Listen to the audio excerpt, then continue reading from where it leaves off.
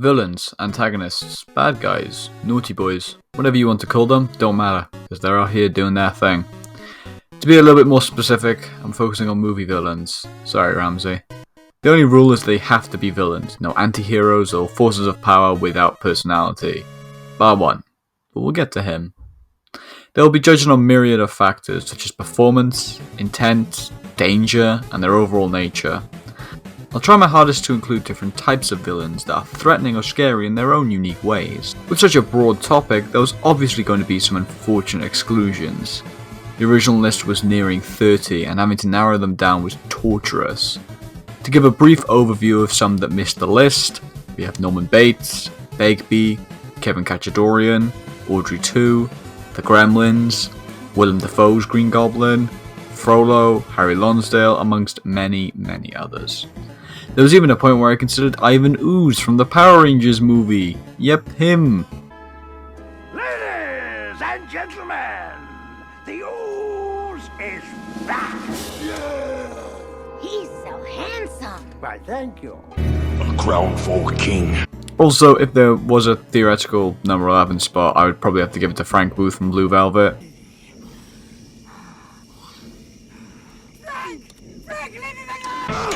Not quite.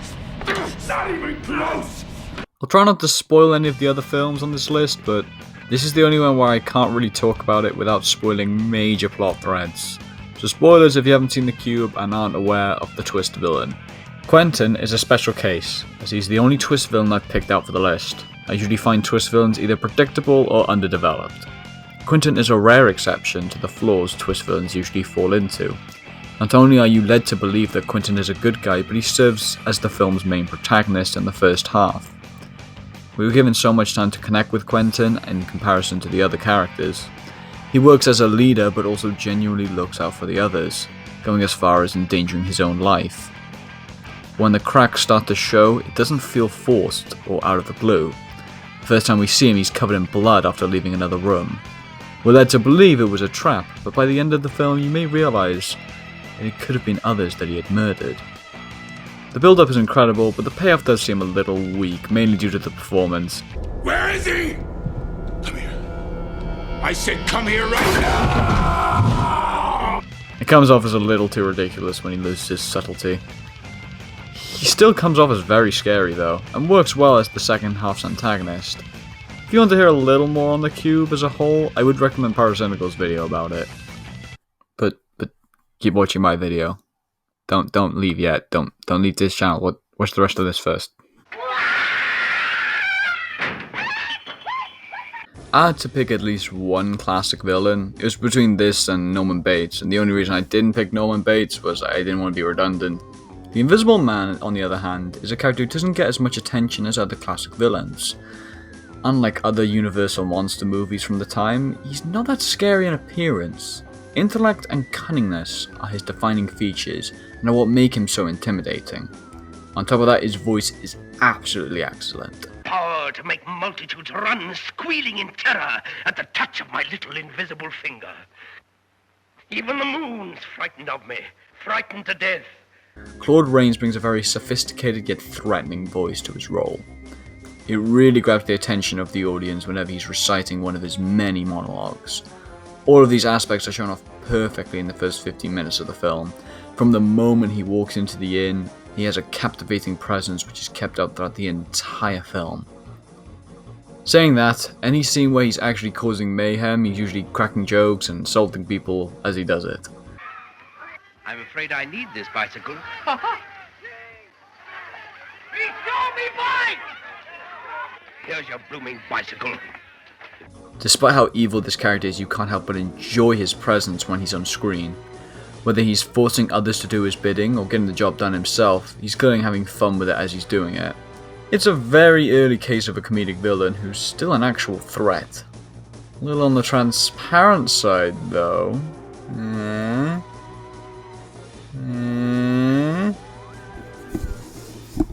This is the point where you die. Do you know what nemesis means? I originally planned to put Hatchet Harry from Lock, Stock and Two Smoking Barrels on the list.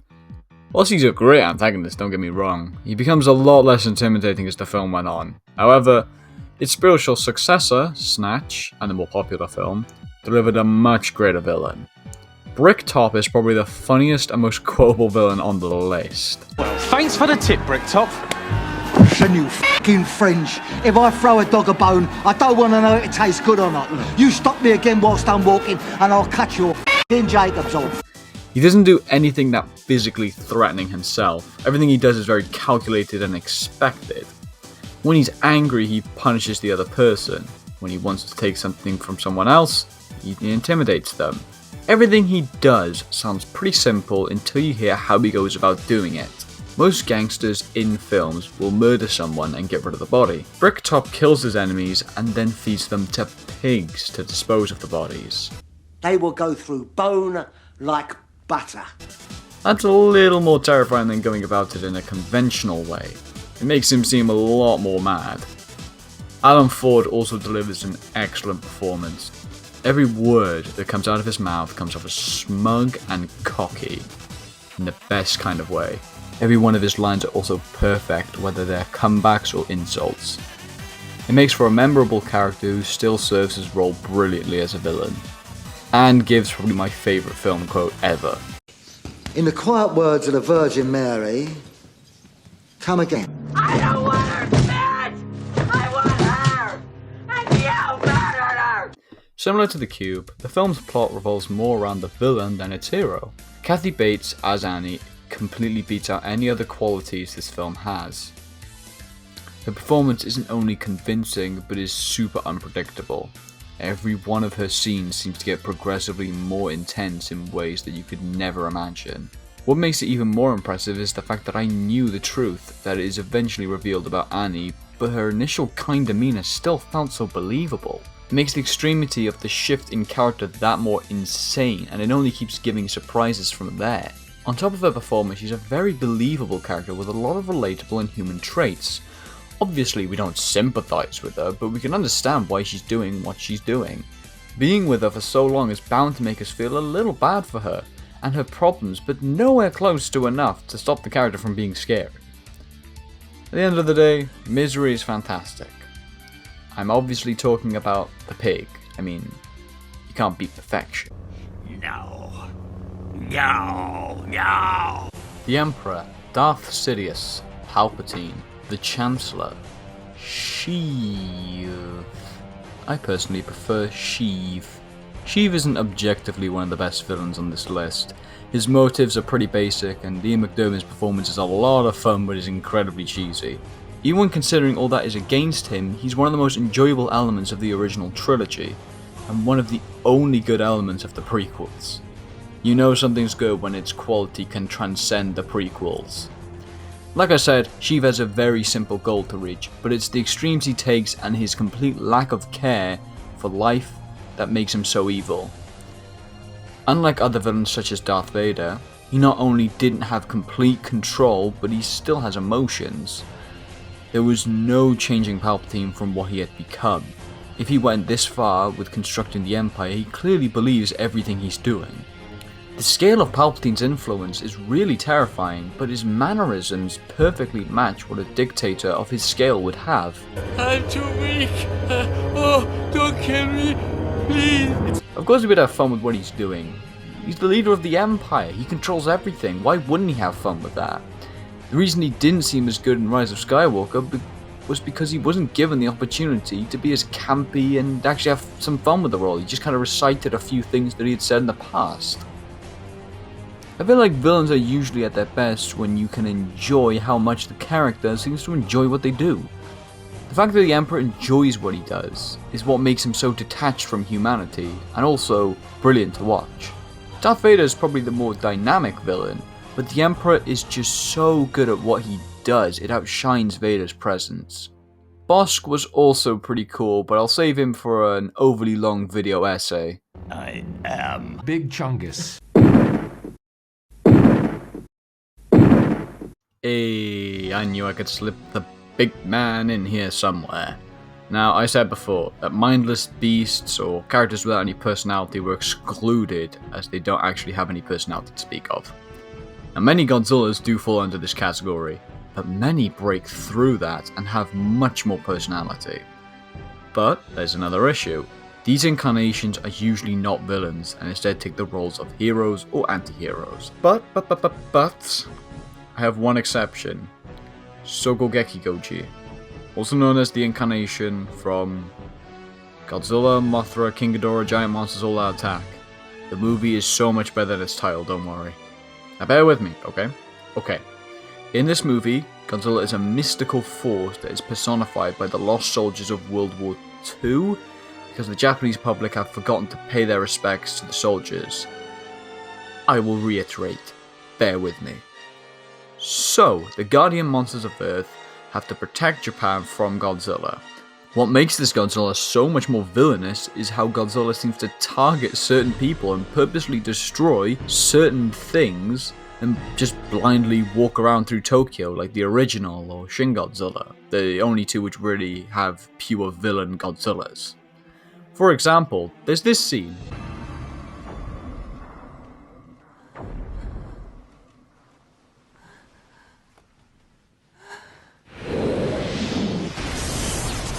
You also have Godzilla biting Ghidorah's neck and just completely obliterating Baragon. In the past, you could just kind of walk around Godzilla, but with how he acts here, he feels so much more threatening. You feel like he could be targeting you. You could be the one Godzilla's chasing. And when that thing that's chasing you is nearly 200 feet tall, that's not good. The design is also really effective. The visible large teeth, sharp claws, and the ghostly look of the pure white eyes make his presence that more threatening. Objectively, he's probably not as good as the other villains on this list, but just look at him. Come on. Oh, bless him, man. Bruh. Call it. Call it, yes. For what? Just call it. These next two entries are kind of necessary, so I apologize if I come off as sounding redundant. Everybody knows Javier Bardem is incredible in No Country for Old Men, whether you like the film or not. It's to the point where the film's other achievements are often overshadowed by it. At the end of the day, it's all in good reason. Anton Chigurh is a hitman who is hired to acquire a large amount of stolen money. His actions and motives aren't inherently evil or even antagonistic, but his way of completing the task is what makes him so villainous. He doesn't really say anything that sounds too evil. He barely says anything at all. He comes off as so despicable because of how casual he is about the act of killing and how dehumanized he is to killing innocents. Another factor that makes him so scary is how clean and effective he is at killing. He has specific weapons that makes murdering people quick and easy. When he does get bloody and beaten during a murder, he cleanses himself with such precision that you can tell he's a master at what he does. All of these elements give him such strong and attention-grabbing scene presence.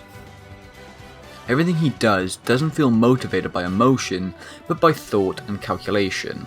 And it would be criminal not to mention the scene in the gas station. The character's entire philosophy is shown off in this one scene, from his mannerisms to his dialogue. I didn't put nothing up. Yes, you did. You've been putting it up your whole life. You just didn't know it. You know what date is on this coin? No. 1958. It's been traveling 22 years to get here. Whilst it isn't his introduction, it's the first scene where we get to understand him as a character, and the film could have gone on just fine if that's the only scene we got to describe who he is. And it were not in your pocket. What will get mixed in with the others and become just a coin. As far back as I can remember, I always wanted to be a gamer. Society! The big question. What Joker do I pick? Heath Ledger, of course. There definitely is a reasonable argument for Joaquin Phoenix being the better Joker. And Jack Nicholson to a smaller extent, but Heath Ledger was just the best as an antagonist. I know I've got nothing new to say on this. He's probably the most recognizable villain in film next to Darth Vader. But I could bring up the points that make him special to me. He has great screen presence, He's not always loud, but he holds your attention in any scene. Even if he isn't the focus of said scene, he'll make it focus on him. It doesn't distract you either, as you later find that the decisions he makes and the actions are the ones that most heavily affect the plot, more than any of the other villains or anyone in power. Unlike a lot of supervillains, everything he does seems plausible and realistic. Whether it's the prison escape, the experiment with the 2 boats, or just shooting vehicles with a bazooka. Everything he does feels plausible and realistic, despite being a very strange and otherworldly personality. It's very similar to many infamous real criminals and crime lords that have ever existed, showing off what Christopher Nolan set out to do, which was make a realistic superhero movie. Okay, I don't have much else to add, but when you do think about it, as you get older, the Joker does start to make more sense than Batman.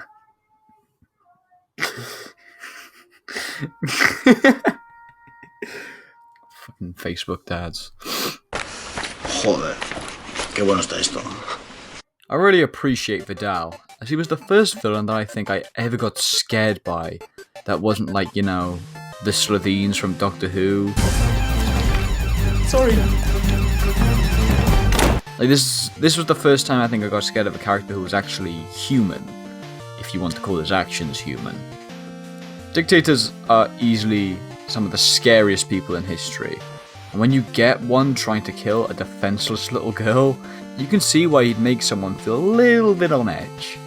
From the second he's introduced into the film, he perfectly demonstrates why you should fear him. If you want a perfect example of why he's so high on the list, it has to be the scene where he captures one of the rebel soldiers. The way he comes off so calm and fair, only to know the soldier's fate the second Vidal enters the room. If you haven't seen the scene, he gives him a chance to live by telling the soldier with a heavy stutter to try and count to 3 without stuttering. I struggle to think of other scenes that scared me that much. How tense it is, the fact that it's a stutter, something that he has literally no control over, and you just see him desperately trying to muster it up. Yeah, it's kind of tense. While that is a standout scene, he's still scary throughout the entire film. It's especially scary how much power he has and how little restraint he has in using that power. Every second his presence is felt, and it overwhelms the audience with a sense of dread. He's easily the scariest thing in the entire film. And remember, this is Pan's Labyrinth I'm talking about. The film that has the thing that legit eats babies and looks like this. Yeah.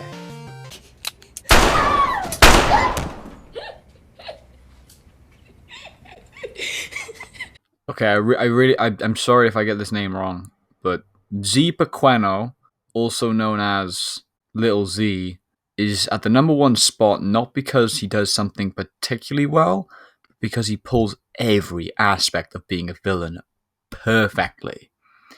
He has the performance and unpredictability of the Joker, the power of Captain Vidal, and the memorability of Bricktop. Mix that all in with the fact that he seems like the most believable character on the entire list. Everything he does feels believable because we got to see him at a young age and see how he developed such violent tendencies. However, during the first half he is restrained by someone who can stop him when he goes over the line. Even then he's incredibly violent, and his mood can change in a flash. It's to the point where we can enjoy some of his scenes and still find a little bit of sympathy in him, even if he's kind of horrible. But towards the midway point of the film, something happens that completely unhinges Z. This leads to a night where he goes committing some of the most horrific crimes known to man that kickstarts a gang war. He only gets worse from there, from getting children to fight in his war to child murder. I truly believe this is what makes Z a special case. He doesn't start off evil like most of these villains. We know he's violent, but he still tries to care about other people in his life, and he wants to improve himself at the same time. But when we see him go into his primal state, knowing his influence and power, he becomes all the more terrifying. It's less, 9 to 10 on the scary scale, and more of a 6 to like a 23. There's also a standout scene, just like Captain Vidal, but I think talking about it would ruin its effect while watching the film. To describe it without explaining what actually happens, it perfectly demonstrates how heartless and far removed from reality he is.